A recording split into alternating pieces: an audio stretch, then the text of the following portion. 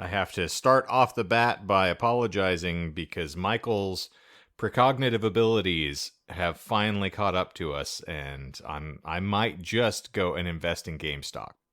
It's possible. You're not gonna. What? Because there are individuals on the planet who are claiming that you can cure COVID by drinking your own urine. Courtney, try it. Okay, Jonah. Give me some piss. Piss in my mouth right now. Here we go. Not his pee. The claim is that the Lord provides everything that you need in times of crisis. So if you just, upcycle, as John would say, then you can cure any disease through the love of the Lord. Well, you see, I guess that explains why it hasn't worked. Yeah, he giveth and he taketh, Yeah, and how do you know which is which? Some of us are gifted with children, and then they taketh your balls, and you just... And your money. And then you gotta wear a cone over your neck. Speaking of holy, Righteous Gemstones is still funny. I'm doing a rewatch, and Shane, if you have not watched it, you definitely need to, just for baby Uncle Billy. I need to watch what? Who? Where? You need to watch Righteous Gemstones. Well, you do, and you'll clean it up. But I righteous all my gemstones. That show's so triggering because it's so accurate. So fucking good. Wait, John Goodman? I do love seeing John Goodman in a pompadour, yeah. John Goodman is fine, but Goggins is in it and blows Goodman out of the water. Goggins does a lot of blowing, and it has very little to do with the fact that he was transgendered on Sons of Anarchy. But he was, and people try to forget. No, and he was beautiful. The most delightful character on the entirety of that show. That character made me cry.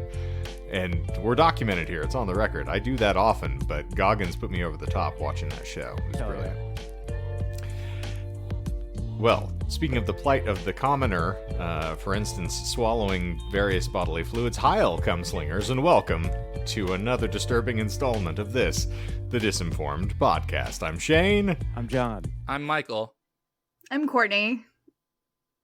And true if big, we are still fairly furry this week, yeah? I haven't even shaved in preparation for this episode. No, I'm just lazy as shit. Scene. Generally unkempt. And yet, you're just exploding all over Twitter these days. Yeah, I try. Michael, can I Look borrow, at you getting a hobby. Can I borrow $45? Michael, do you have a spare $45 that I can have? Nope. All tapped out. Not anymore. Little did we know, stepdaughter's the goddamn Loch Ness monster.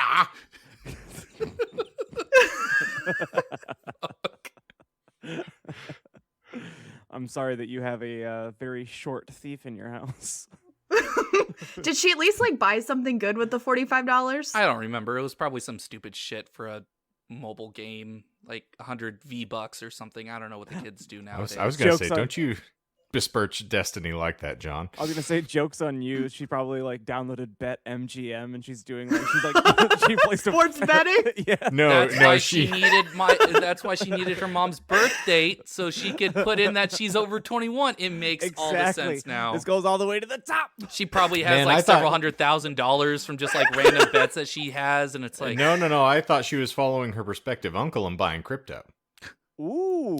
Invest in that crypto. I've always wanted to be a bookie, and now I know who to call if I need a client. She shows up at your door with a hammer. It's like, you better pay up or else it's your kneecaps. She's in prime position to get them, too. Have we already compared your stepdaughter to the little toddler in the Will Ferrell sketch? The landlord sketch? Oh my god, that one's so funny. Where it's just that little girl, I want my money! Where is the rent? She's slightly older than 2, but, close enough. She'd still do that, though. Yeah. Yeah. And Courtney, don't lie. We know you're a bookie. I follow your Goodreads profile. I know what you're up to. Fair enough. Okay, well, let's just leave that dead on the floor there. Exactly where it belongs. Much like the content of this show. Michael likes to have clean cuts. He does. Yeah. Easy. That's a perfect I'm about segue. to start. I just picked up these scissors, so give me a second. In any event, what we typically do on this show is we will delve into random esoteric topics, and in the course of explaining them to one another, we will lie. Occasionally. Just leaven them in. Like little bread. fluff and fold. And, that's part of the fun of this show, is that you get to try to ferret out the fact from the fiction as you listen, but we will not allow you to leave disinformed. Oh, no. We'll have a little denouement at the end of the show. We'll give you what we lied about, and so that way you have to re-listen to the entire thing to remember what you actually should have learned. And nobody wins. No, not once. There's no hugging. There's no learning. There is in-app purchasing, though, as we've learned. We're unveiling our in-app store, actually, that you can buy all sorts of things that, like, funny catchphrases and John's various used... Never mind. Were you going to say condoms? Because I don't wear condoms. Not once. We've learned this. That's why it's I was gonna on the say verge of falling off. Used I don't even excrement, use the but I don't even use guess. the thing anymore. I forgot Ew. what it looks like. You can He do doesn't the even fart wipe jar. off. The fart jars. Damn it. That's what I should have said. John's selling his fart jars because that's a thing. Nope, that'll give you a heart attack. Don't do it. Or his Wait, Lord gamer Fart water. Jar? Hold on. Before a fart jar and a heart attack? What? Michael, you want to take this one? I don't Fart know jar. anything about a heart attack, but there's a person that Oh. made 50 grand selling her No, I farts know- in jars. I know So- that. She You, made, Janice! she made over $200,000 selling. It was 50 jars of farts a week, and it gave her like heart palpitations, and she went into the emergency room for possible heart attack, so she had to stop. Oh. Firstly, how does one trap a butterfly? Secondly, homegirl must have racked up like pleasure on credit over at Taco Bell, because you gotta really consume a significant amount of calories in order to get that much exhaust. I guess we're just feeling chatty. You just reminded me of something that I did that was questionable today that I wanted to talk to Courtney about. Mhm. But I Okay. figured that- Heyo. I have the final thing on my list, though, not to Sorry, before you sorry, get yeah, too yeah, far yeah, ahead, go, because go. third and finally, why are we doing it doggy style? All those questions and more will be answered in today's episode. But John, Where go she's ahead. got that sort of a gas gun pointed at you. That's dangerous territory. I don't know what's happening. Anyway, John, No, please so continue. you were speaking of gas, and I was Mhm. thinking about how every day you can gamble with your life and parts of your body if you choose to, and that I was at QT, and I saw that they had taquitos, and Oh, yeah, they're delicious. I'm a sucker for them, but again, it's a gamble. Gas station food, anything on a roller, it's not a good play, but they had Yeah. a limited flavor. Oh, And I wanted Go to on. ask Courtney to describe what a Kung Pao chicken taquito would be like. Because I tried it so that you guys didn't have to, and it was fine, but it was almost offensively flavored. I feel like that would taste like internalized racism and cultural appropriation. Yeah. MSG?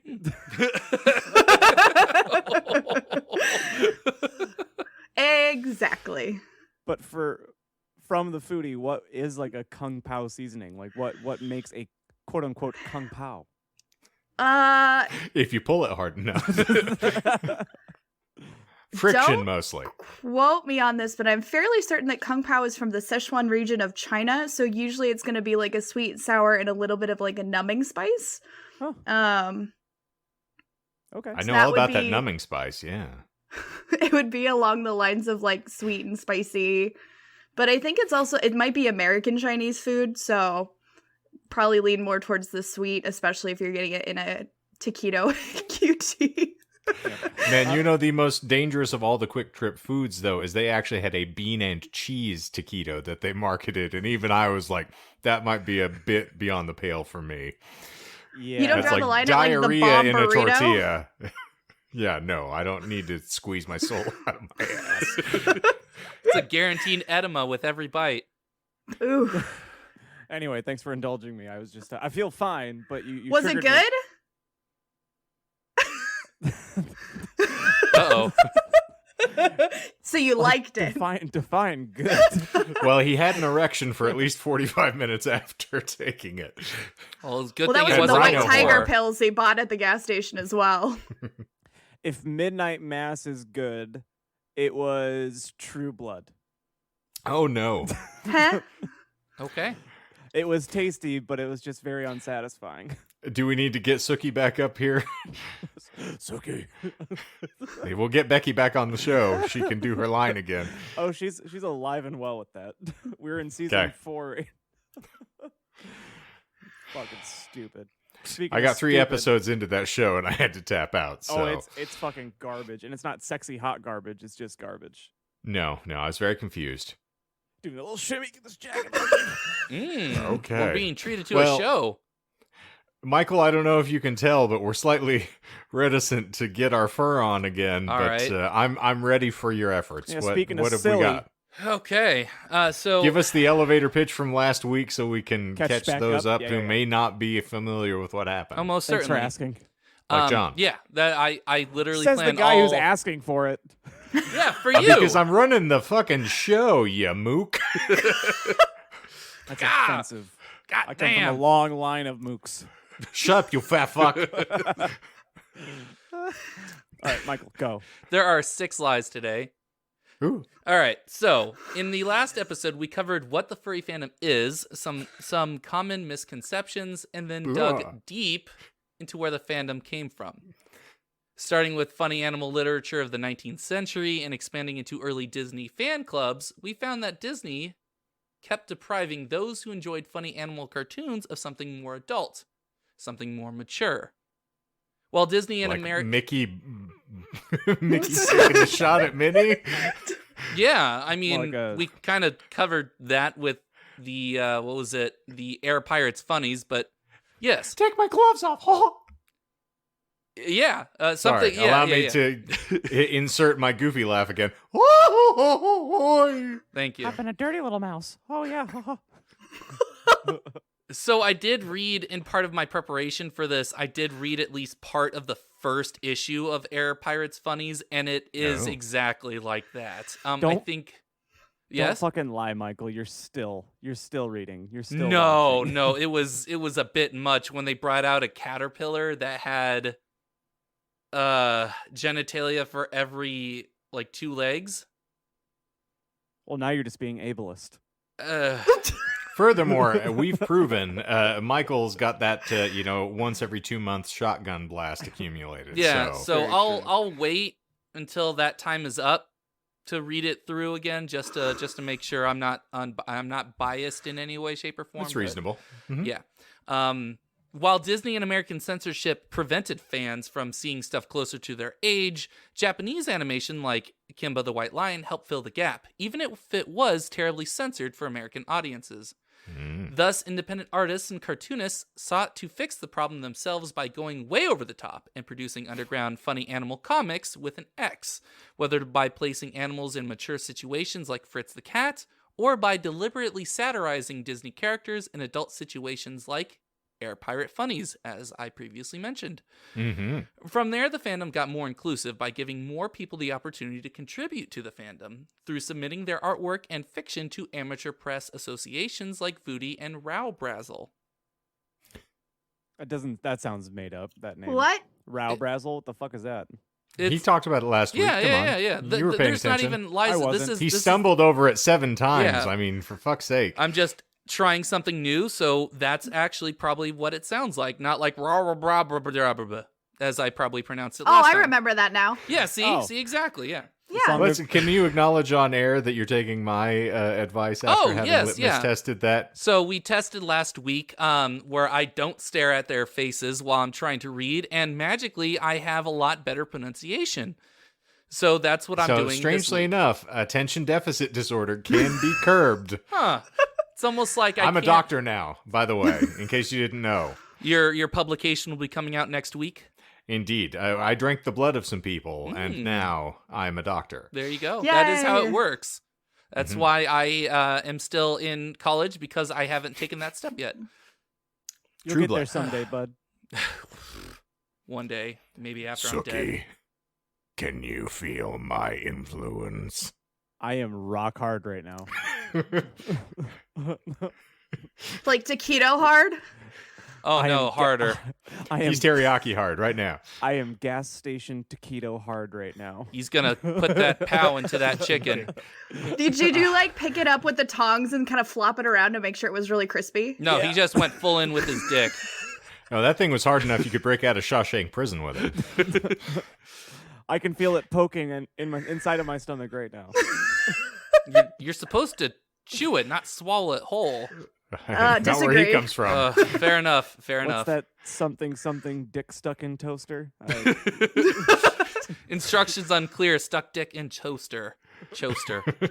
Choaster? Choaster. It's like a chode and a toaster. A choaster, yes. That is the next Rob Zombie album that's coming out in 2022.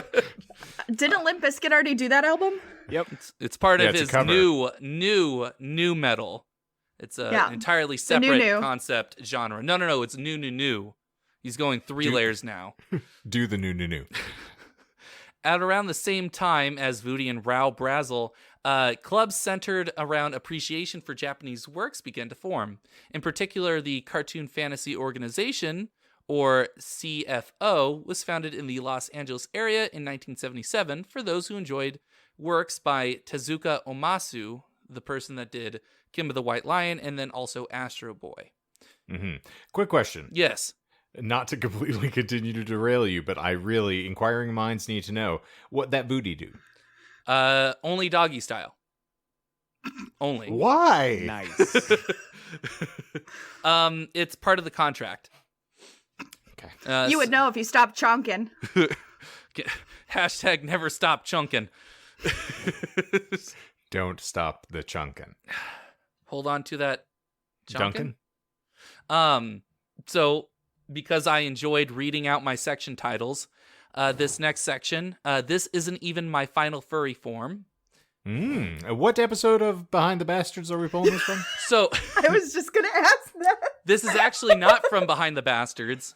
Oh. I actually was inspired to do this based off of a YouTube channel that I've used for Mother Horse Eyes, and I think one other episode, but I can't remember. It's called Down the Rabbit Hole by Frederick Knudsen. Dirty. Knudsen. I said that wrong the last fucking time too. But I specifically waited a long time to write this episode so that I wasn't influenced directly from his work. But I did I watched it after I was done writing the episode earlier today, and I found that a lot of my stuff syncs up, and it just so happened to do that. But strange connectivity as well, because I was hired by Jeffrey Lebowski in order to go find his daughter. Her life was in your hands, dude. It was unfortunate. Is that a Big Lebowski reference? Because I still haven't seen that movie. Bunny Lebowski is Fawn Knudsen, in case you're not familiar. But that was the thread that I was missing. Excellent. I'm staying here. I'm finishing my coffee. With the funny animal fandom assuming its final furry fandom form. Well done. It was time for enthusiasts to group together and meet in person. At the NorEastCon 2 World Science Fiction Convention, because they really like their names and titles for conventions, in Boston on August 29th, 1980, a man named Steve Galaxy, an Air Force ace pilot, presented early artwork for a comic anthology that he would later call Albedo, featuring a funny animal character in a realistic high-tech military setting. His science fiction artwork presentation, drawing on his experience with military technology, led to a gathering of fans who would discuss his work. This informal Galaxy group followed Steve to other science fiction conventions as he continued to expand his work, culminating in his first issue of Albedo, Anthropomorphics in 1984. So fucking proud of you, bud. Yeah, it's working. It's working. You're doing it, Peter. It's all coming together. Also, there have been 3 pen and paper role-playing games published under this IP. I can look more into that if we are all interested. I'm going to call bullshit on that. No, that is true. We can do some role playing as some furry, funny animal characters. You know, let's not say we did, because there's only so much pornography I can subject my parents to. Fine. So this group, the Galaxy Group, and then the other groups that I mentioned in the previous episode, the CFO and the Raubrazel APA, they began to intermingle. During the San Diego Comic-Con convention in 1985, both the CFO and the Raubrazel APA hosted parties in the same hotel with overlapping attendance, so people were part of both groups. There were orgies? No, not yet. I think that's what you're trying to say. Not yet. They do move in herds, though. They do. These parties were so successful that it became a tradition to have at least one furry party during the San Diego Comic-Con. More recently, this party has actually been given a name called the San Doggo Comic-Con. No. That's a terrible name. That Michael made that up. Yeah, I made that shit up. We've been reading way too many of his tweets. We're starting to get hip to his lingo. Oh, shit. You played yourself. Yeah, no, that was a lie. Diego, I was like, it's too close to Doggo. It's corny as shit, but I have to do it. No's actually called several other things. They were called Critter Con Diego, or Califer Diego. Califer. Yeah. Cauliflower. Yeah. No, not cauliflower. Like Cali fur. Yeah. So it turned out yours wasn't the worst one then. Oof.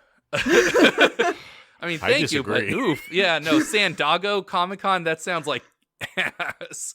Why are you still doing it doggy style? Well, we haven't gotten to that point yet. I'm running that joke into the ground. Say, I don't Good fucking lord. care. That's you don't fine. get to choose your jokes just like you don't get to choose your family, right, Shane? Indeed. When they present themselves, you do it doggy. As long as it isn't chunking, it's fine. Is he presenting himself to me? Why are they presenting? If you scratch the small of their back, they just arch that way. You can't help it. Oh, they're in heat. That same year at WesterCon Science Fiction Convention in Sacramento, California, Mark Merlino, one of the founders of the CFO, and others hosted a room party, naming it the Prancing Skilltear Party, after the name of Merlino's house, who would frequently host other furries at his residence. Also, just FYI, a Skilltear is an intelligent weasel of Mark Merlino's design.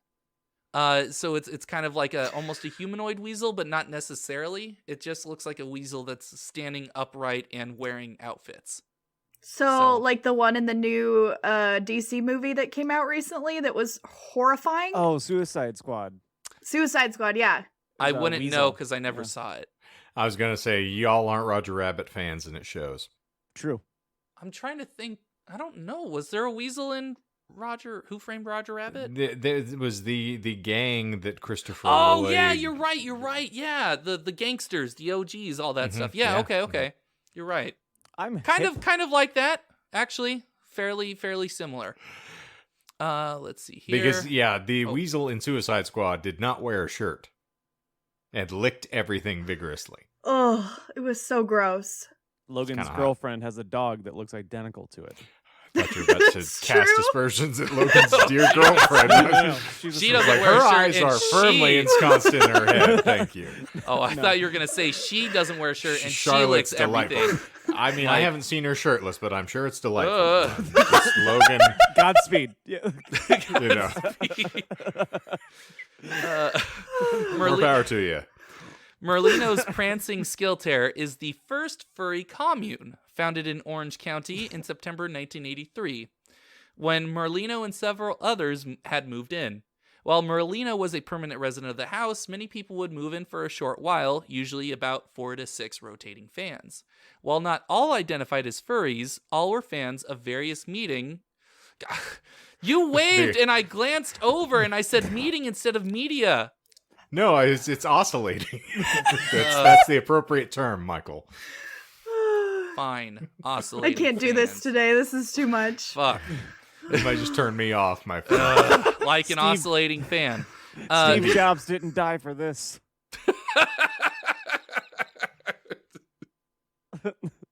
While not all identified as furries, all were fans of various media like science fiction, comics, anime, Doctor Who, and other similar works.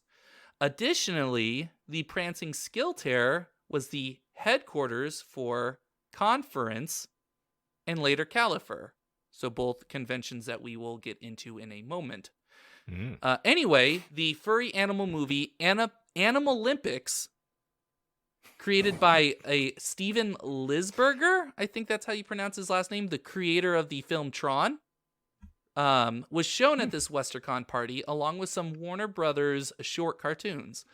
Collections of furry artwork and other short stories were displayed for people to peruse. Visitors to the party were intrigued by the art, and some even revealed sketchbooks and collections of their own. The party was so successful that the following 1986 WesterCon in San Diego was the first to be openly called a furry party. Mark Merlino began to host similar events at conventions all over California. After several more years of successful parties, Merlino and company felt it was time to step it up and hosted a prototype convention for furry fans. Conference Zero was hosted at the Holiday Inn Bristol Plaza in Costa Mesa, California, from January 21st to the 22nd in 1889, with a total... 1889? Why did I say that? I keep looking at you guys Is that a lie? I keep looking at you guys to gauge reactions, and I keep losing my spot. Okay. Don't care about us. We can entertain ourselves here. Yeah. I sure We've hope proven so. nothing if not that. So was that misspoken? 1989. All right. Yes. That's 1989. Like January the worst 21st. lie ever. Yeah. That. My God. We broke out the covered wagons, we fought off some invading hordes, and then we had ourselves a furry convention. But not before the dysentery got us. It's because most of the attendees were actual fucking animals. Let's see. Yeah, so it was hosted January 21st to the 22nd, 1989. Boom. With a total of 65 attendees. Despite the low numbers, it was considered a success, and a special note was made regarding two attendees who dressed up as anthropomorphic animals, one in leather fetish gear and the other using a furry tail butt plug of their own design. Lies. Which one? I'm going butt plug first, but you've gone to great lengths to tell us that we're not to fetishize these folks. So I doubt the progenitors of the movement would have been fetishistic. So the butt plug is a lie. Yeah. But the leather fetish gear was not. They actually have video from that convention, and the person was wearing leather fetish gear, not a full gimp suit. Okay. All right, but they also had a tail and a head, an animal head. Can I petition for merch for us as well that says the butthole is or the butt plug is a lie? That's reasonable. And also, this gives us the answer to the age-old question that, in fact, young men, there is a place you can go. Yeah, there was no mention of a furry butt plug. I didn't want to bite. I'm sorry. I mean, it's popular today. Let's not get too far afield there. But yes, it happens a lot. You're most certainly right. That's why I threw that in there. But yes, there were two people out of the 65 that did have very early ideas of fursuiting. Mm-hmm. The first real furry convention, because the previous one was a prototype, Conference 1 was held at the same Holiday Inn from January 26th to the 28th, 1990. Attendance doubled to 130 that year. Every subsequent year, attendance increased until 1998's Conference 9, with over 1,200 in attendance. You know what happened that broke that one up, though?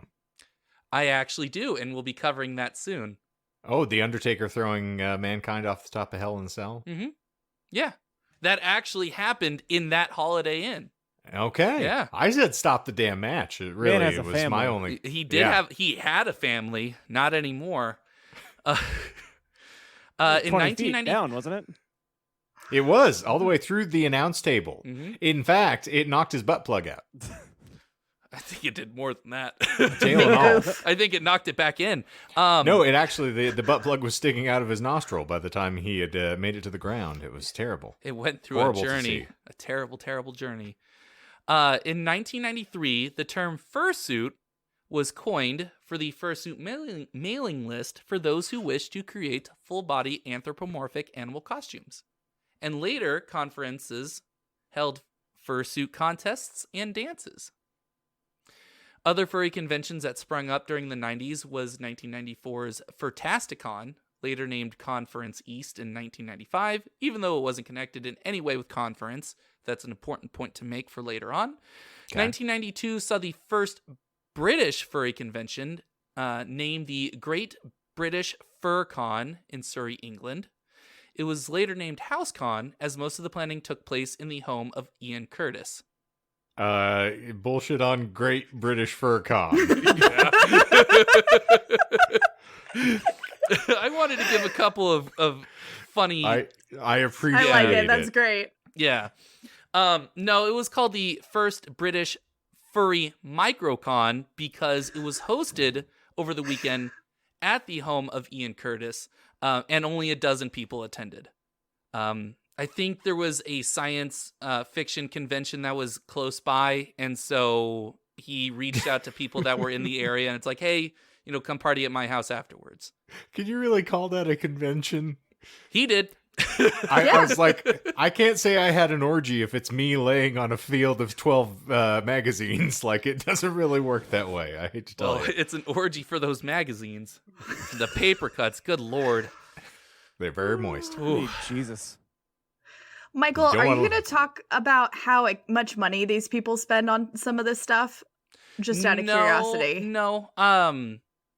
I do know that it can rack up a pretty penny, especially if I'm you sure. get really good materials.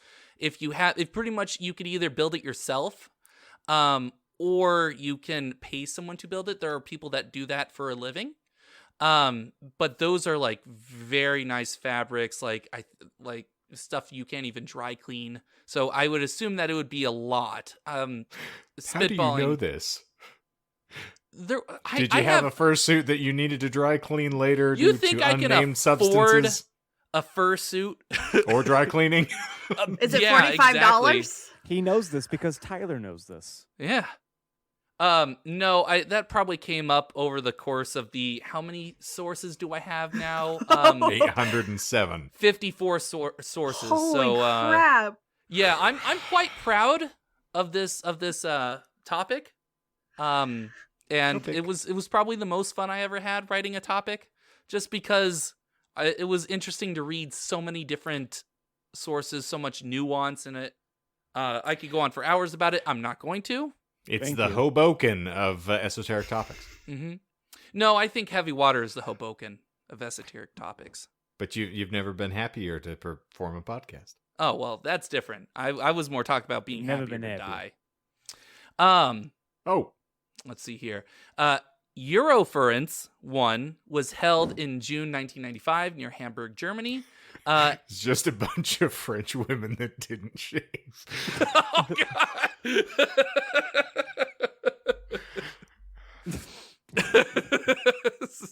That's where you live. Conducted where on your a head nude is. beach in the south of France. It was actually just two people, and they decided, fuck it, they'll call it a convention.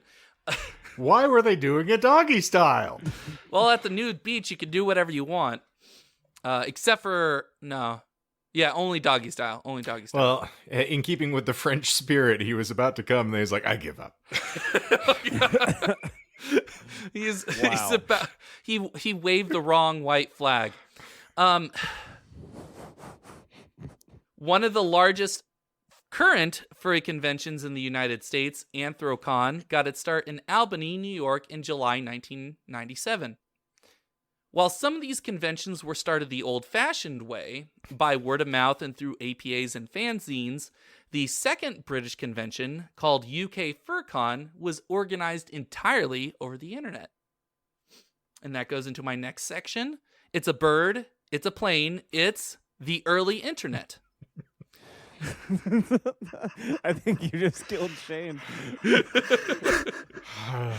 I give up. Much like a Frenchman on a nude beach, I can't continue. He's waving the wrong white flag. That's right. The furry fandom was one of the first groups to utilize the internet to communicate with each other. Uh-huh. In,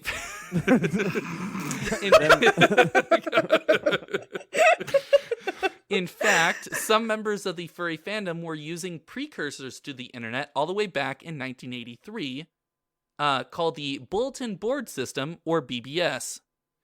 Shane might remember BBS's back in his youth, right after... I was 67 years old. You better bet your damn bippy that I remember. Yeah, they came out with that right after they invented the wheel, right? Yes, as I recall. The initial internet was a couple cans strung together with some interesting wax and cellophane. And lest we forget the how drastically your life improved when the railroad came through. Oh, that yes. was big. Yeah. So do you, not to digress, but we do it so well. Have you ever watched the Rainmaker, the John Grisham book that was converted to a film? Scott Matt Damon as the lead. Nope. Really fantastic. But so he's a law student who's trying to become an attorney. Danny DeVito is kind of his mentor, which is delightful. It's an exquisitely done film. But at one point, he's helping a woman draft up a will. And she's talking about how she doesn't want to leave anything to the children. She just wants to leave everything to this, nice pastor of a super church that she saw on the television because he's, such a good man and he's doing it all for God. But he's like, are you sure you don't want to leave anything for your children? Because some of these folks are a bit unscrupulous. And she's like, oh, no. I'm not going to leave them nothing. They don't have no respect. Cut. And that phrase, every single time we hit one of these impasses, is the first thing that springs to mind. Every time I look at Michael's face, it's just cut.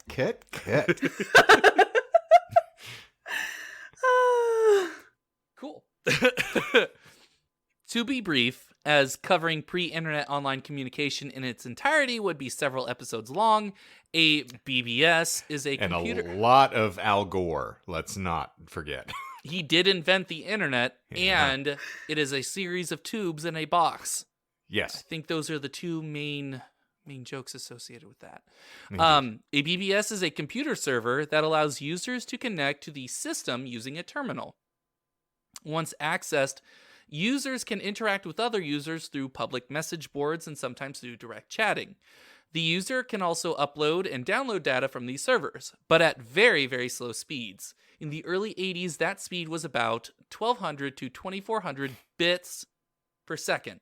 That translates to about 150 to 300 bytes per second, meaning it would take, because numbers, it would take about 2 hours to download our Season 3 logo, or about 30 hours to download our intro music. Having attempted to access pornography in my teens, can confirm. Mm-hmm. Yeah, I made a pretty nasty book that way. Yeah, I remember. Told us that story. yeah. The binder of shame, as we called it. Yeah. Literally, I was thinking that when I was typing it up. I'm like, oh yeah, John's gonna get this. Different kind of binding than the gimp suit, though. Mm-hmm. Very much those so. Those are the days. Well, they're both coated in the same. Anyway, after the I'm sorry. The first... Those were the bathroom spackling days. Sorry. Mm-hmm. No, that's where I was going for. All right. The first BBS to eventually see furry content started out as a general science fiction BBS called the Tiger's Den. It was founded in Los Angeles in 1982 and was brought to Mark Merlino's Prancing Skill Terror, his house, when Merlino and company initially moved into the house. So, September 1983. After the introduction of the first furry storyboard, The Puma's Room, by Ken Sample, another big name in the furry fandom at the time, in early 1983, it began to attract more furry participants than non-furries. Not too long after its introduction to the Prancing Skill Terror, the Tiger's Den was almost exclusively dedicated to furry storyboards. The Tiger's Den was operational for the rest of the BBS era, going offline in 1996, following the collapse of the BBS market in 95. That was due to the publication of Puma Pants, as I recall. Puma in my pants. So just Puma Pants. Tiger's Den and Puma Room, that's a little predatory, don't you think? I mean, it wasn't Tiger Beat. I mean, a lot of... we might get into that later. I'll just say that it might come up later. I have to explain my joke now that those are big cats, which are predators. No, that actually was what I was going to get into, so never mind. He was gonna mansplain I it. killed that joke. Anyway, with the rise of the internet as we know today, which is what contributed to the fall of the BBS era, the furry fandom transitioned away from BBSs to an even better acronym, MUCs, or MUDs, depending on who you talk to. Oh. MUCs. M-U-K, I'm sorry, I can't spell. M-U-C-K. I am so smart. I am so smart. S-M-R-T. I mean S-M-A-R-T. Which leads into my next section. Man, I just mucked all over the screen. Yeah. Well, if you do, you'll clean it up. I better. And I intend to. Otherwise, they'll crust. A muck is a online role-playing game that is usually text-based and accessible, not accessible, accessible. You will snitch and spit out is tasty LaCroix. Yeah, it's fucking fancy ass, bougie ass LaCroix. I was about to get real upset. No, I was about to LaCroix. blackberry your ass. Oh, God. Well, let's see. Assess it, please. Usually You're the county text-based assessor. and accessible through Telnet, an application to access and interact with the internet. Let's see here. It is, like I said, text-based, which means it does not have a graphic user interface, so it is like old-fashioned computers, where everything you have to type in everything through command lines. And no gaping. And no gaping, no GUIs. Preferably no gaping. Yeah. Mhm. Yeah, if you can help it. But the upside over BBSs is that it can connect to anyone through the internet, whereas BBSs are more restricted to local users, pretty much those who can physically access these servers. Because BBS stands for Big Bathroom Spackle, as we've learned. Yes. What the acronym MUC stands for is disputed, but several possible expansions are multi-user created kingdom, multi-user chat kingdom, multi-user chat room keeper, and multi-user construction kit. They all sound wrong to me. Well, one of them is. I mean, naturally, you enlists, but I wasn't going to wildly flail. But go the ahead. Kingdom one. No, that one, both of them are true. It was the chat room keeper. I originally wanted to call it client, but with a K. But I knew that would be too obvious, and the temptation of a lie within a list was too great for me. I couldn't resist it. Obviously, yes. But the other three, the multi-user created kingdom, chat kingdom, and construction kit, are all true. Construction Kingdom sounds just That's the one very that got my Sopranos. Up, Yeah. Construction kit, not kingdom. Oh, well, even better. Yes.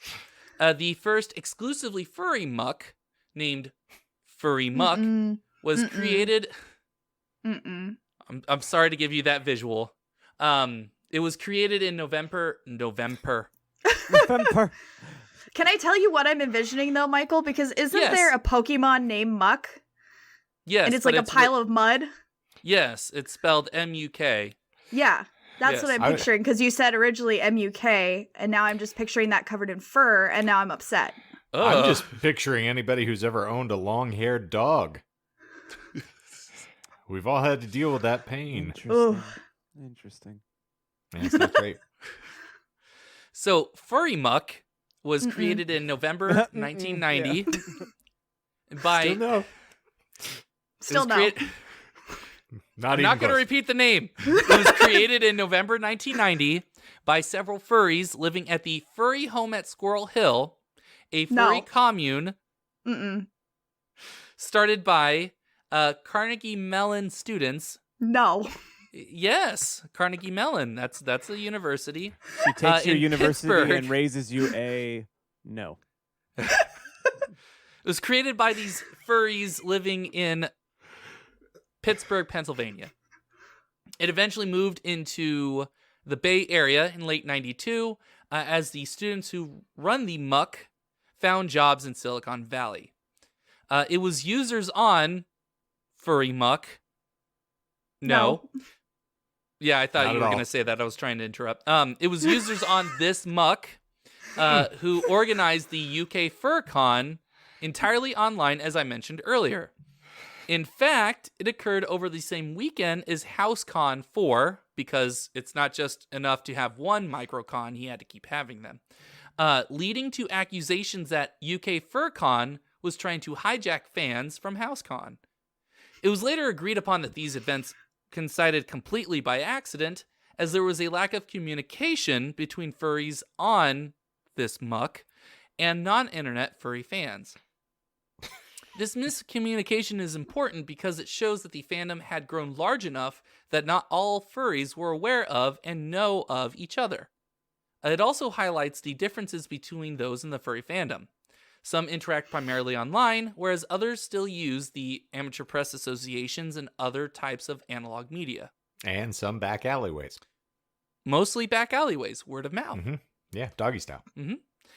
Regardless of how it is done, or go doggy style, furry fans enjoyed meeting up at the rapidly growing furry conventions to share their artwork, to roleplay, and to just have a good time. However, it started to become clear that some furry fans' definition of fun was getting a bit out of hand. Grrr. And then, John might appreciate this section title. It's all about the he said, she said bullshit. I do appreciate it. Thank you. Pronounced the butt. I also like tennis. It's all about the he said, she said da butt. And he also likes She tennis. said da butt. Yeah, it's debit. Yeah. Oh, okay. He said credit, she said debit. Got it. Paper or plastic? Da butt. I can't fit these groceries up there, sir, but I'll try. I'll give it the good old college try. A schism had been growing within the furry fandom during the 1990s, reaching a boiling point following the 1997 Conference 8. With convention attendance breaking records every year, Conference 8 had more than 1,000 registered for the 3.5-day convention, and it quickly gained a reputation where the staff did little to enforce inappropriate public behavior. Now, I couldn't find any records of actual incidents that occurred during this convention. Any sources I could find on this convention were either heavily biased against furries in general or were hearsay. Of the many sources I read through to ascertain what went down, I disregarded any obviously biased sources that overgeneralize the furry fandom in general, such as labeling all furries as sexual degenerates. I couldn't it's tell the you how Fox many News approach, as we've all come to terms with it. Yeah, this is where it took me a long time to try and figure out what was going on, because a lot of news articles at the time decided to just overgeneralize and just say, oh yeah, there's a bunch of sexual degenerates meeting at this hotel or something for a convention. And I'm like, that doesn't give me anything to work with. Thank you for just letting your biases take over. So you had to fluff the fur to find the facts. Yeah, I had to search through a lot of fur. It's a fruitful search. And I'm sorry, Shane, but I still couldn't figure out why they did it doggy style. No one can, other than, ease of access. And that's just True the that. way it is. The best record I could find was a conversation that occurred on the very popular Usenet news group, alt.fan.furry. Pun intended for conversation? No. Also, Okay, can you moving spoil on. something for me? Where is Alex Jones? On this Usenet.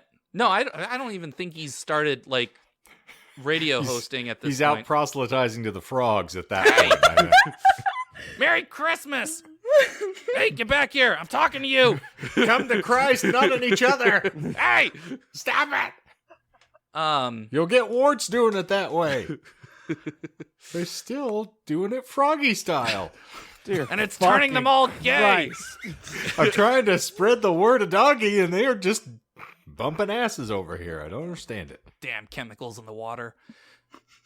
Let's see. The best record I can find was a conversation that occurred on the Usenet group alt.fan.furry, where most of the complaints regarding Conference 8 took place. All these allegations came from the comments of one person in particular named Monica. and we'll later see why she might not be the most neutral party to comment on conference. According to a conversation in that Usenet group, during Conference 8, there was a police raid on a videotape seller who was allegedly selling copyright-infringed bootleg movies. The person who mentioned the police raid, Monica, also commented that many other sellers at the con could have had all their merchandise confiscated, as most of it was pornographic in nature. Mm-hmm. Did this woman also have sex with the president? I almost added that as a lie, putting her last name as Lewinsky. But I figured that would just be too obvious. Like I like giving away lies, but nah. And technically, according to technicalities here, she did not have have sex with him. sexual relations. Yeah, That's firmly with the thumb. with that president. Mm-hmm. Yeah, there was also mention of a cabaret where several dancers were simulating sex acts through dance, and that lap dances were common. In addition to the cabaret, we had the pet auction, an event that is still held in at least one or multiple conventions, wherein individuals were auctioned off to the highest bidder as pets for some given time during the convention. Can I call bullshit on the cabaret? Because what are they taking off? Very fair. They don't have to be full fursuits. I did the Oh, video. so the French Like woman. ears and a tail are plenty, I'm sure. Yeah, yes, that is all you really need. If you're unshaved, you can take part in the Furry Cabaret. Oh my god. Let's see here. These were primarily held to raise money for charity. However, Monica was informed that some of the pets were bought with the expectation of consensual sex. So essentially, prostitution. No. Yeah. Here's where it gets more problematic. Monica also complained about the bi/gay representation at the convention. Specifically, that it was out in the open. My thoughts Checks exactly. out. It's the 90s. Quote, "We understand that the bi/gay lifestyle is to be free and loving. It's fine to do what you want in the privacy of your own hotel room or home or any other personal space. But most of the public won't accept this in public areas if they think they or their kids are at some kind of risk. We aren't saying that anyone should abandon erotica. Just keep it out of sight of the kiddies and the real, all caps, bigots. We, all caps we, are not asking anyone to check their sexuality at the door, but to maintain a sense of decorum, Thank you. and Decorum. courtesy towards others. Decorum. For crying out loud, the Marines, all caps Marines, can manage that much." Oh my god. Yeah, so like I said, not the most neutral source. Most of the subsequent discussion revolved around attempting to verify said allegations, particularly the police raid, and the amount of erotica visible to non-convention attendees. There was also discussion from Monica mentioning an article from the souvenir booklet that was passed out at the convention. Quote, "One article was about furry music, and the author wrote down his ideas for good Fury, because she spelled furry with one R, music. Some made me feel like a non-person. He was citing Nine Inch Nails, their infamous furry song, where the leader declares his desire to fuck you like an animal. Then the writer stated, he also wants to feel you from the inside, which only makes sense if the animal he is thinking of is male. Excuse me? What is he saying? Did someone miss their anatomy class? Or has he even seen a woman in the buff? I'm starting to feel very non-represented.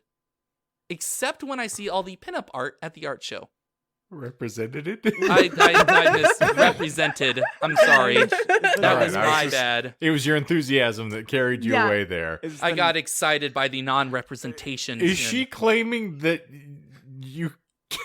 Well, okay, she's claiming the other person did not grasp. Yes, okay, yeah. So right, the person said, well, they want to fuck you like an animal and feel you from the inside. Well, obviously that means that the person you're fucking is a male. Apparently she doesn't do it doggy style. Yep, but Jesus that's what the guy was saying. Christ. So there you go. That actually is the explanation of why they were doing it doggy style, because they were trying to recreate Nine Inch Nails' infamous song Closer. Yeah. Is 9 Inch Nails bullshit? No, that was true. I wanted to add that part Because this was like a long like explanation. It was like several pages long. I didn't want to include all of it, but I want to include the juicy bits. And that article about the 9 Inch Nails, I couldn't. Oh my God! Stop, juicy. Not those juicy bits. She was against the juicy bits. She wanted the juicy bits kept in the privacy of your own hotel room and not in public in front of the kiddies and the real bigots. I don't want to sound like that typical sort of help me male perspective here, but this sounds like somebody who got snubbed one too many times on the floor and decided to wreck everybody else's good time. I think she complained a lot about that as well, saying that like there's a lot of gay and bi, art and media out there, but like I feel like a non-person out here. I should be more represented. Keep it away from the bigots. And she's like, actually, I'm bigots. Keep it away from me. Yes. We gotta protect the furry fandom from the real bigots. Bigots if true. Yeah. I quote Monica several times so we can get an idea for the schism within the furry fandom. Here we have fans wishing to censor aspects of the furry fandom they don't agree with, trying to make a fandom that has always been repressed by those outside of it into a fandom equally repressed from the inside as well. Because apparently I just feel like having all of my sections be musical references. I fell into a burning ring of fur. Might want to speak to a physician. Yikes. As I mentioned, this division had been growing for years, accelerated by the more popular conventions like Conference. It finally boiled over in 1998 with the founding of the Burned Furs by Squee Rat and Eric Blumrich. Squee! Squaw! Squaw! According to their mission statement, Anthropomorphic's fandom is being overrun by sexually dysfunctional, socially stunted, and creatively bankrupt hacks and pervs. Hey! We have names. Who was the group composed of, you may ask? In the words of Squee... God, I got so excited about Squee. Squee! In the words of Squee Rat, it was, quote, furs who have spoken up against fandom perversion and been burned at the stake for it. That is why it's Burned Furs. Mm-hmm. Squee Rat had a lot to say concerning fandom perversion. In fact, in leading up to the founding of the Burned Furs, Squee had written a sort of manifesto, which has since been called This Sordid Little Business, or... Easy squeezy. No. It's a pun. The Furred Reich Manifesto. That's bullshit. No, that's true. That's what detractors call her manifesto. I felt it encompassed not just the burn fur mentality, but the mentality of those outside the fandom itself. I won't read it here, but if y'all would like, I can read it in an After Dark. I'm good. God. It gets pretty spicy. I'm good. Referring to different subcultures within the fandom and shitting on them all. There's talk of plushophiles, lifestylers, spirit animals, and a most interesting rant on veganism. The Furred Reich Manifesto, as I like to call it, is a fairly apt depiction of what I found to be the beliefs of the Burn Fur movement. The group was often accused of wanting to impose some sort of anti-sexual vision on the rest of the fandom, despite many members of the organization being creators of furry erotica, with various members of the group being intolerant of gays, Christian furs, obscure fetishes, and or erotic artwork. Christian furs? Yes, Christian furs are exactly what you're thinking of. Yeah, they're furries that identify as Christian. There are a lot of subcultures that are similar to this, such as the furry Jews and Muslim furs subcultures. Their words, not mine. Their titles, not mine.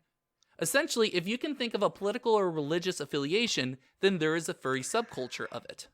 The best, I'm like furry very Republicans? incredulous. Yeah. they're called confuratives. I looked it up. No. Yes. Oh, Yeah, no. and they're part of the Confederate Union.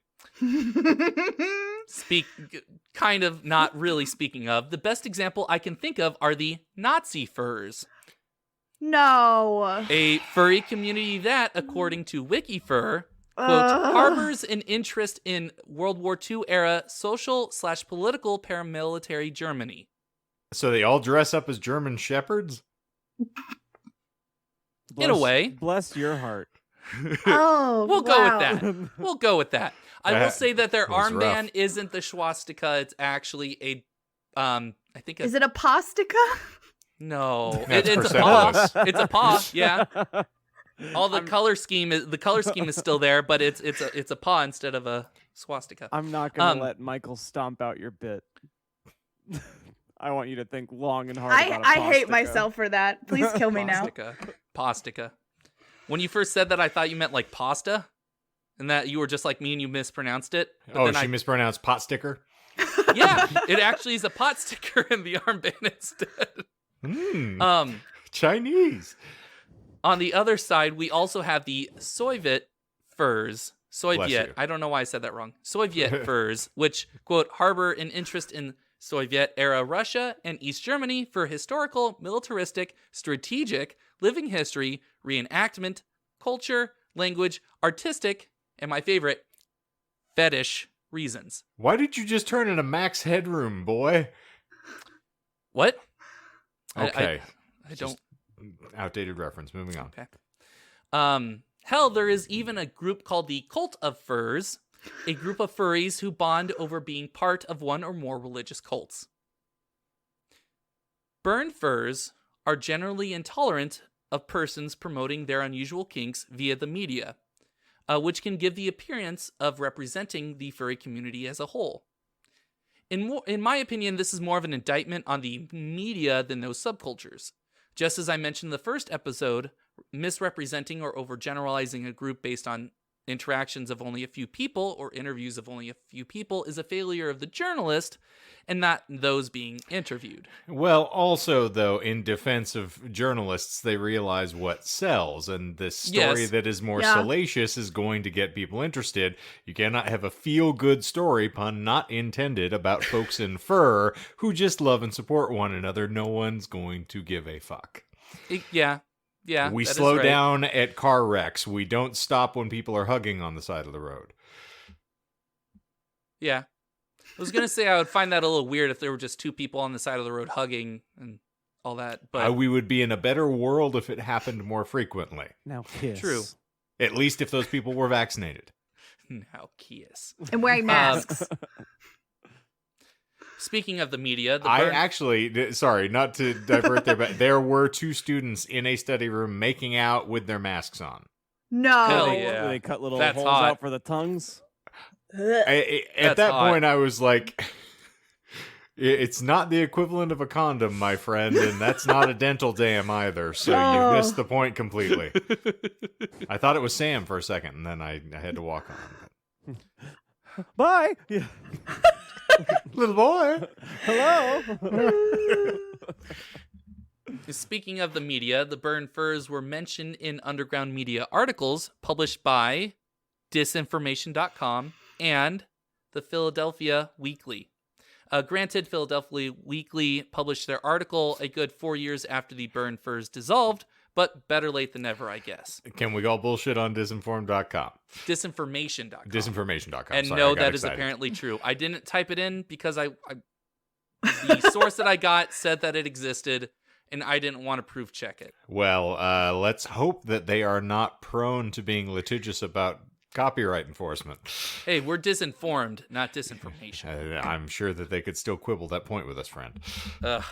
Do it. You won't. Both articles centered around the sexual fetishes in the fandom and mentioned the burn furs as specifically opposed to them. The author of the Disinformation.com article, who concluded his article with the statement that the furry fandom truly has something for everyone to stare at with a peculiar mixture of horror and intrigue. They later wrote an article for the Greenwich Village Gazette attacking burn fur member Do it. Gazette? Greenwich? Greenwich. That's Greenwich, friend, but, good Fuck try. English. Well, it's, their choice, not mine. Greenwich. Do you also pronounce it two- Connecticut? But that's only one E. It's green. They Have crazy fault. impediments English. over in Hoboken. God damn it. Hoboken. They don't talk right. Or maybe the Hoboken. other one's talking right. You don't know. Fuck you. And your Anyway, Shut up, you This- fat fuck. mother. this author wrote another article for that paper Okay. attacking a specific burn fur member, Scott Malcolmson, who I only added to this because he was apparently running for governor of Arizona in the year 2000 Excuse me. under the Reform Party. Scott which I had- Malcolmson, isn't that a character in South Park? I have no idea. He has But the- diabetes.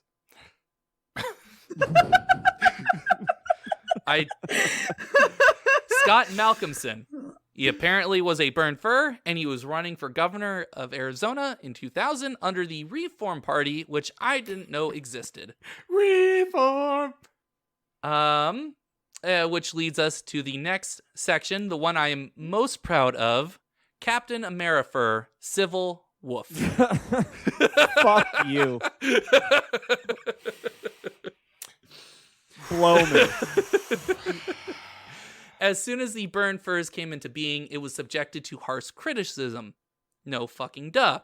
So much so that some of the opposition to the burn furs created a group called Freezing Furs in 1999, who considered burn fur a hate group who were seeking to rally support for a cleansing of the furry fandom by discounting and removing elements which the Freezing Furs rightly believed had been part of it since the beginning. Their self-stated purposes were, quote, to put a stop to the burn fur line of thinking by starting a large support group, and to open a real avenue of healing and image improvement for the furry fandom. Similar to the burn furs, the Freezing Furs use very forceful language. For example, it was claimed that the burn furs wished to, quote, put a bullet in the head of every zoophile, plushophile, lifestyler, anyone who is openly of an alternate sexuality, or anyone who doesn't think their views are the wholesome truth. Bullshit? No, that was true. They Trigger while warning? that was the kind of forceful language they used. So it wasn't like it was not necessarily a gray versus gray, but black versus white, but the good side, air quotes, wasn't necessarily the nicest of people either. The Freezing Furs, because they weren't bigoted. That's what I'm saying. So you have the burn furs that are like cleanse all the erotic aspects of the furry culture, and then you have the Freezing Furs that were like, no, don't. They're trying to kill the furry fandom as it is. And they use just very angry language about it. Similar to the burn furs, I already read that. It truly was a civil war within the community. Arguments frequently occurred on Usenet in the news groups alt.fan.fur. I'm glad this was the first time I said that. Gone down the furry road, yes. The Fury, yeah. Arguments frequently occurred on Usenet in the news groups alt.fan.furry and alt.lifestyle.furry. Many left the fandom feeling disillusioned from all the infighting. Several other groups came into being, specifically as neutral parties, like Furry Peace, who advocated inclusion, acceptance, and tolerance, and responsibility. I'm out of here, guys. I just wanted to dress like a fox and lick my friends. And yeah, exactly. I just wanted to, pretend to be a fox for a little bit. Because it helped me distress after a long day of getting shat on. I'm renting So- it. Yeah. So what does the fox say? Bye-bye. Why is it doggy style? There's one. I'm joke. giving it some air. I'm letting it breathe for a minute. One. I can't. I gotta kill it. bury bullet that in its joke in head. the litter box. Yeah.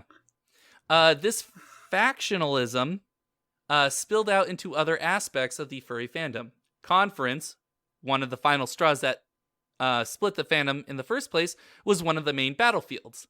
Attendance for Conference decreased steadily, starting with 1999's Conference 10, with less than 900 in attendance, a decrease of over 400 from the prior year's Conference 9. Additionally, Mark Merlino, the prancing skill tear person, founder of Conference, like I mentioned, stepped down after Conference 10, and a burn fur named Daryl Exline was voted in as the new head of the convention.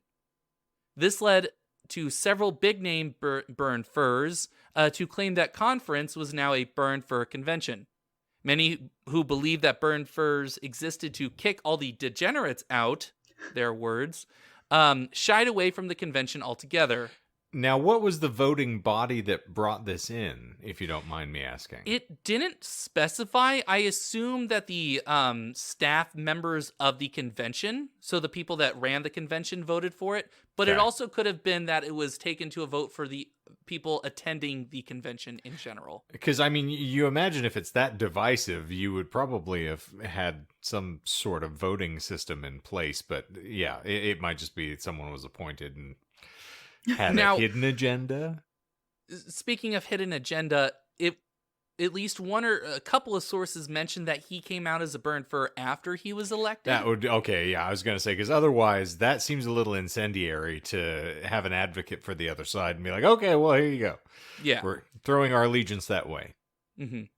And then in other sources, it didn't explicitly state it, so I wasn't sure if he came out before or after. Thank you for clarifying. I just it seemed a little interesting. Yeah, no, it's a fair point, especially because Mark Merlino and how he ran the conference was one of the main inciting factors behind this schism. Let's see here. Yes, so many believe that the burn furs existed to kick all the degenerates out, and they shied away from the convention altogether, leading to Conference ending after Conference 2003. They changed their naming scheme the previous year. So instead of it going 10, 11, 12, they went Conference 2002, Conference 2003, and then they pulled it off life support. Because by then, they had minuscule numbers compared to the numbers they had even a couple years prior. I think they were at about 300 people. So significantly less. And with these events, were they all ages, or was there only a certain age group that was allowed? So there were sections that were 21 and over. But the cabaret. Yeah. But in general, as far as I'm aware, it could be of all ages.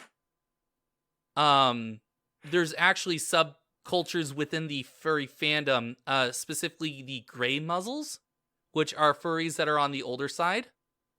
Mainly, I would assume that these furries are ones that were at the start of the furry fandom, or maybe they joined later on, but that is a subculture within the furry fandom.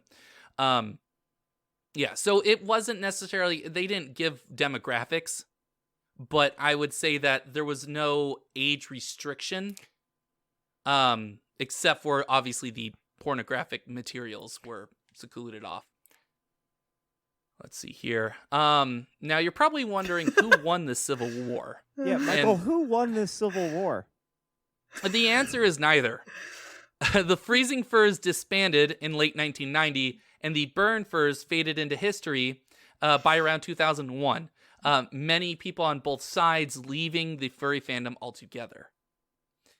However, to end on a good note regarding the Civil War and its effects on the fandom, mainstream media coverage of furries began to turn more positive, focusing more on the publicly accessible fursuit parades and less on the erotic material being sold behind convention doors. Granted, it wasn't completely, feel-good positive. It was more like, look at these people dressing up in fursuits. But I would say that that's definitely an improvement over, look at all these people that are dressing in fursuits and fucking each other. So, Michael, I'd take that as a win. Children's Scandalous. show. I hope not. This is not made for children, YouTube. You see sort of this divide currently with a lot of things like fan fusion and current cons that occur, whether you have folks that wear some rather scintillating cosplay, and we can get into a discussion about objectification and things like that, but I'm sure there are plenty of parents who do not want to take their children to these events. They're there because they want them to look at comics or they're interested in things, and then you have women walking around with some stuff that's just practically painted on them. it's an interesting divide that still exists that folks are trying to reconcile, and not necessarily always in a peaceable fashion. Yeah, and that's also one of the main reasons why I think that neither side won the Civil War, because there were a lot of people that ended up leaving the fandom altogether, in part because of the massive infighting, but also because the fact that there was still this pornographic subcurrent within the fandom. I would assume, I would say that most likely, and this is me just spitballing here, that there were more safeguards to prevent the more lewd content getting out. But you do make a good point. I don't know if conventions, or furry conventions in particular, have dress code. I would say that based off of my recollection of the Fan Fusion, that there are dress codes specifically for cosplay. So I would gather that there were also dress codes for furry conventions, but when those were put in place, I don't know. I was going to say also, I'm sure that was not on the bleeding edge, particularly if you have a place that has a bloody cabaret. I'm sure they're not particularly concerned about whether folks are squeamish about nudity or touching, etc. Initially from the onset. Yeah, and especially if it is within the convention and not out in public, then that's when you have that more private-esque, expectation. Where, okay, the only people that are in here are physically purchasing these tickets, so they know, or at least have a general idea of what they're getting into, or as opposed to a passerby that just sees a bunch of people in fursuits grinding on each other for a bunch of people cheering. That's or even better, sees a bunch of people in costume and goes, "Oh, this would be fun," and walks in and goes, "Oh."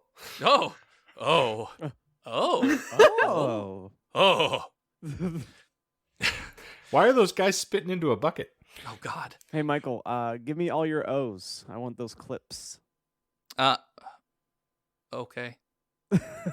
That one, too. And that one. Additionally, the restriction and repression of LGBTQ plus members within the fandom died away and was replaced with acceptance, leading to more and more LGBTQ plus to join the fandom, which is why the fandom has such a high representation to this day. Now, the last section, I couldn't think of anything creative, so I just wrote "the end?" ? With the increasing I did it fucking again. The increasing accessibility of the internet and the rapidly increasing number of furry conventions in the 2000s and 2010s, the furry fandom increasingly became more decentralized, with various websites springing up, catering to specific interests of furries within the fandom and not to the furry fandom as a whole. DeviantArt is one such example, if you guys know of that website, where individual artists can display their furry art for all to see and then accept commissions from furries particularly interested in their work. While conventions... I'm sorry? My brain just got broken because, when your friend, we're a pretty diverse group of friends as far as our interests. We all meet in the middle rather well, but there's fringes of your personality or hobbies where it's just oh yeah, they do X and X thing, you just don't process it. A gal that I worked with, and I even lived with her for 2 years, her and her boyfriend, I think she was a furry.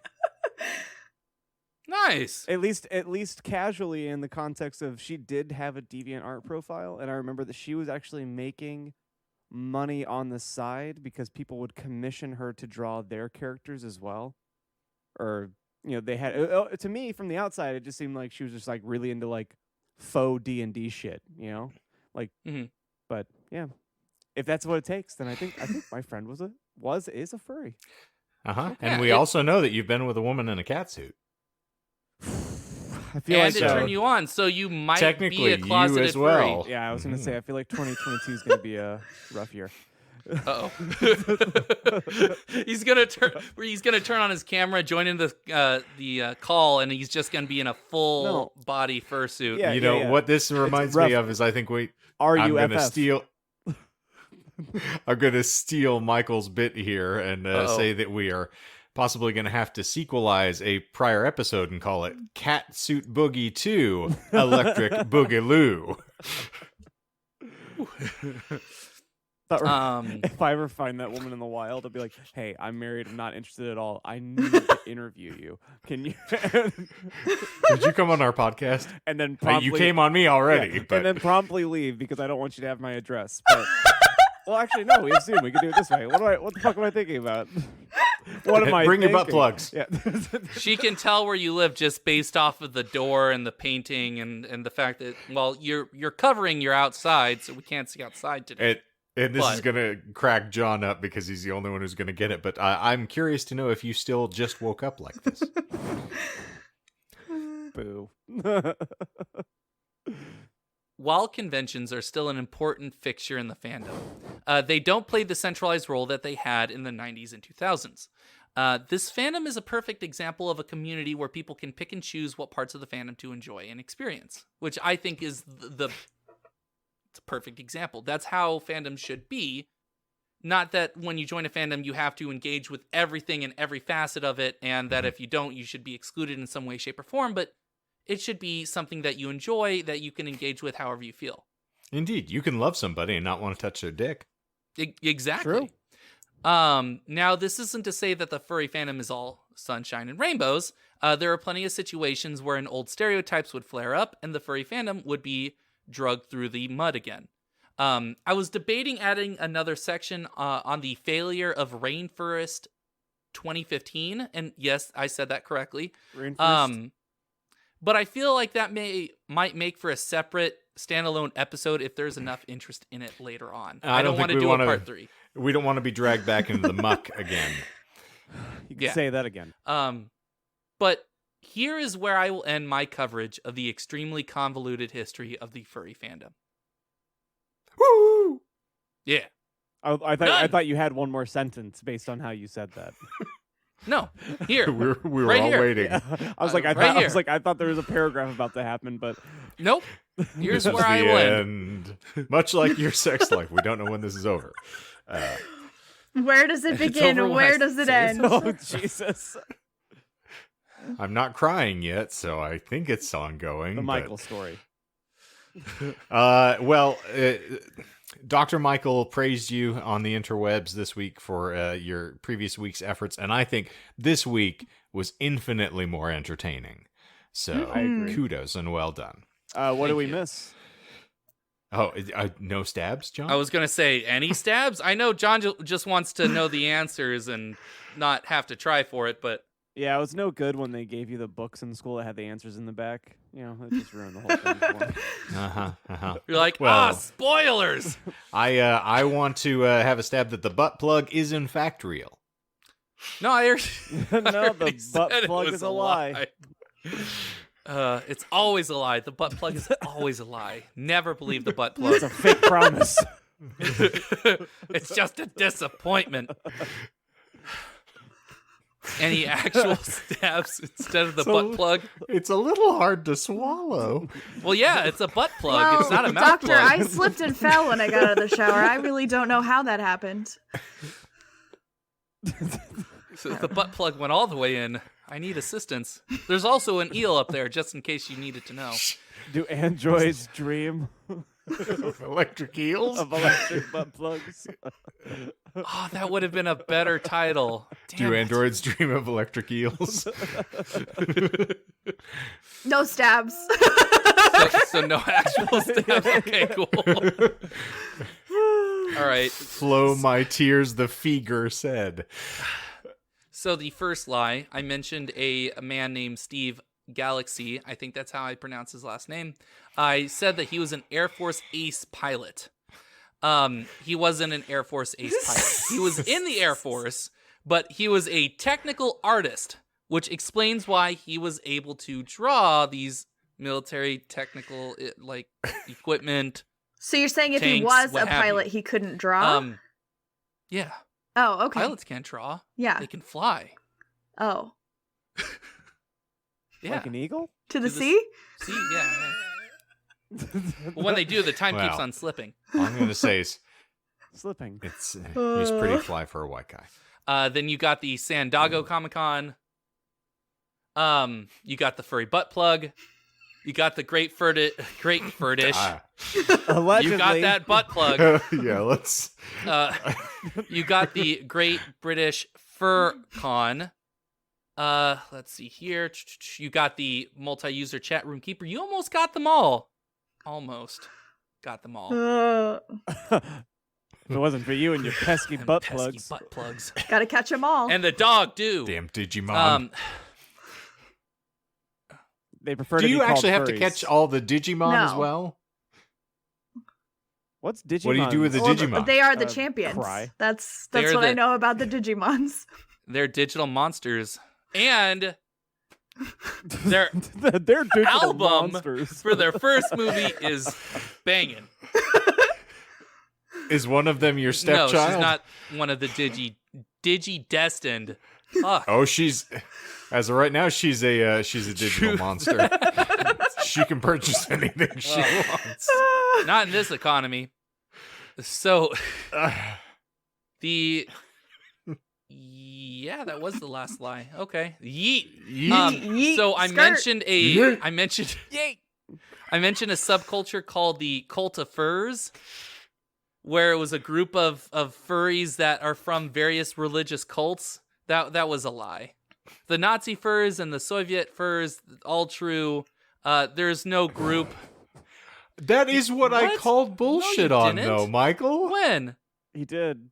I was like, they can't be religious furs was are true. ridiculous. I was like, there's no way. And you're like, that's what the fuck is the cult of I furs, thought you were Michael? talking about the Christian furs. You called bullshit like way before I mentioned the cult of furs.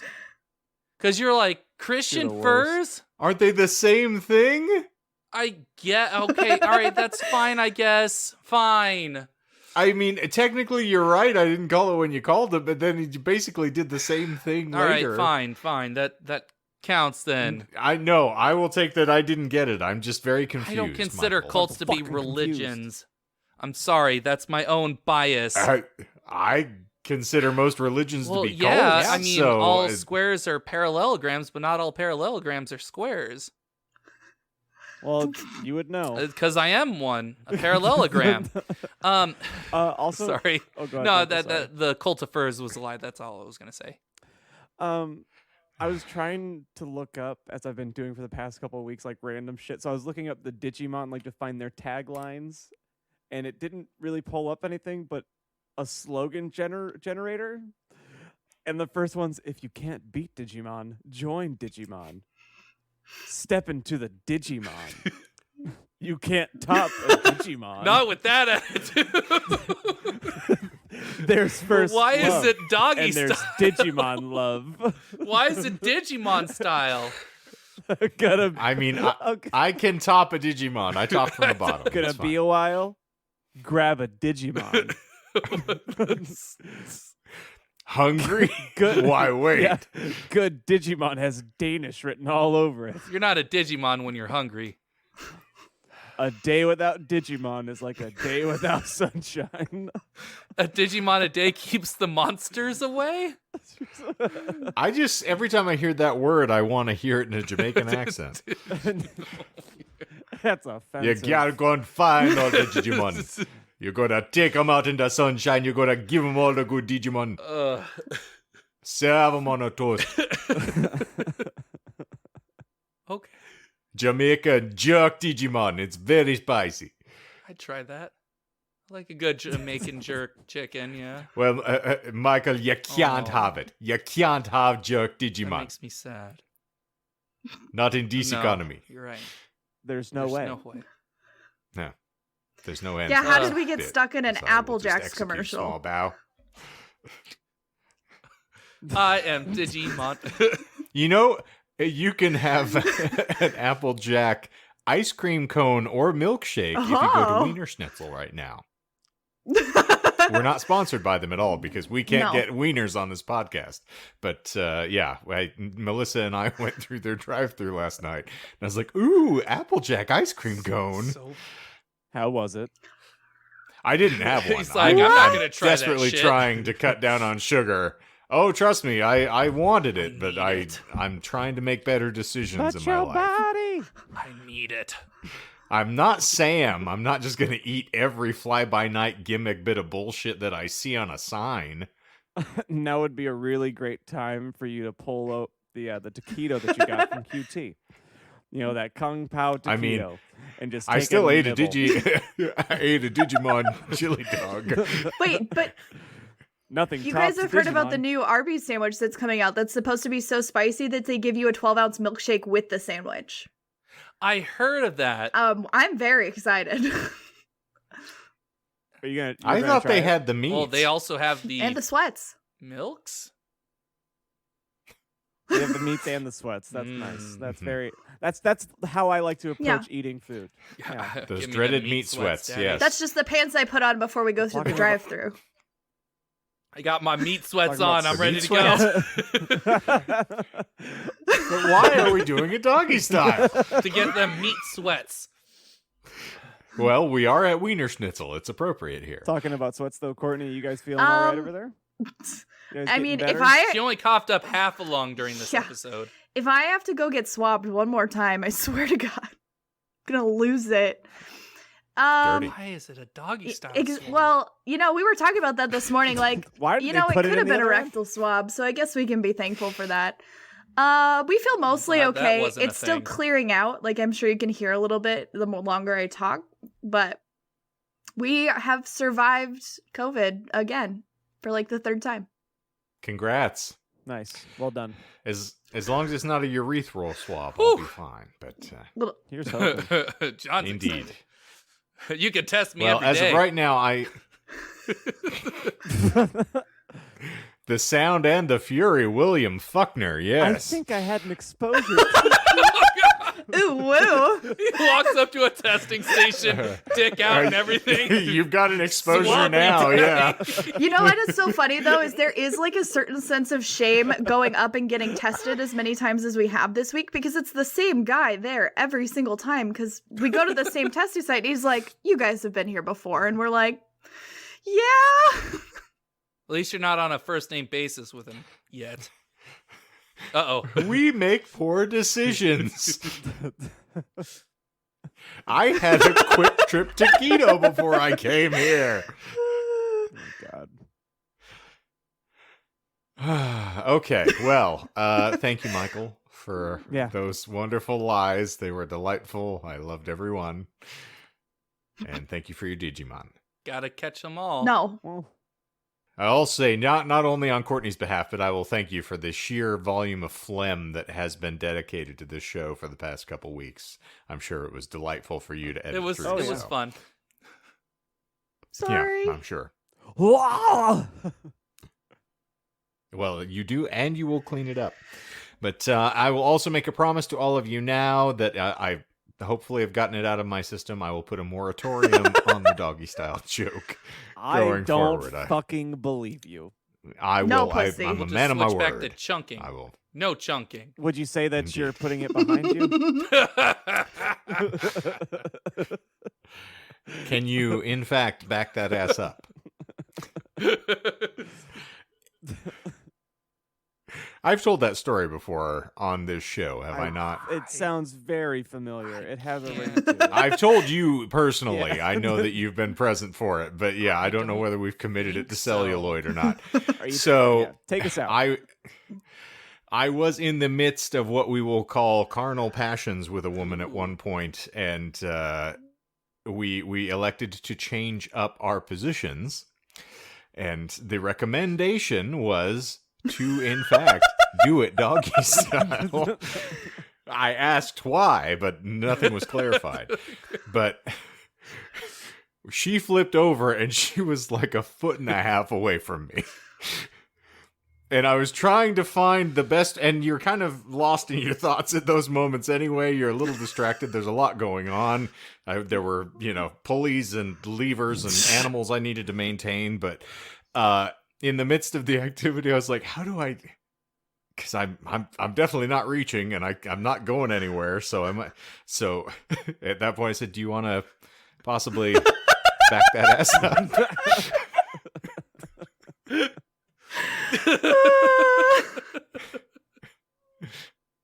We had a slight cessation of the activity from that point forward. Much laughter was had, merriment and joy ensued. And then right back to the sadness.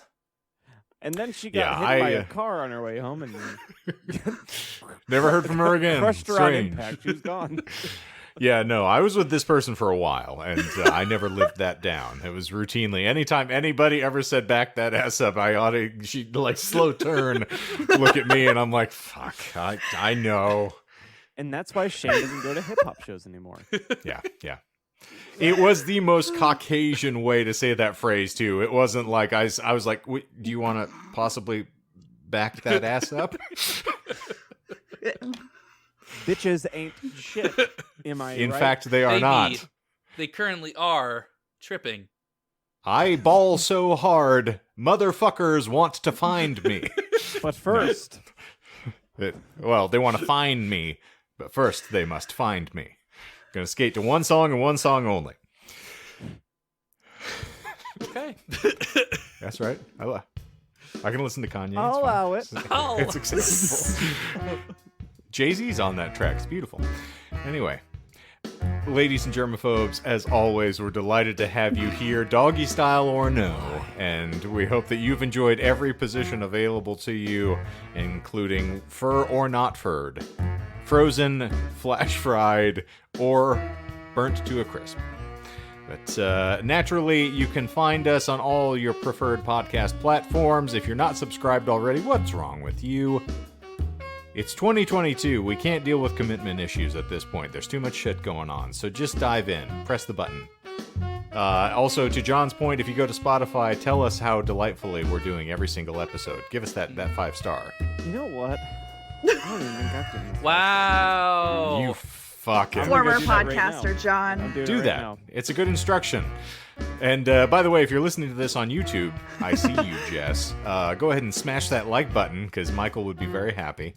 And of course, you can also find us on all of your preferred socials as well. The links are in the link tree below in the show notes, so you can find everything there, along with Michael's 54 fucking sources for this pair of episodes. Delightful time for all involved parties. But we're going to finally yeet ourselves out of this show. But I want to remind all of you, please just keep on chunking. And for the Disinformed podcast this wonderful week, I am Shane. I'm John. I'm Michael. I'm Courtney. And I guess they can't see the head. No. yeah, the head, I don't know why. yeah. I don't know why I followed your. Yeah, it's auditory medium. I think fuck. I whip my head because it makes Michael chuckle every time. And then I have to do it, and then I just make a fool out of myself like I usually do. Yeah. Anyway, Yeah. you were saying. Michael? Zippity zoop, we're out of here. Doggy style.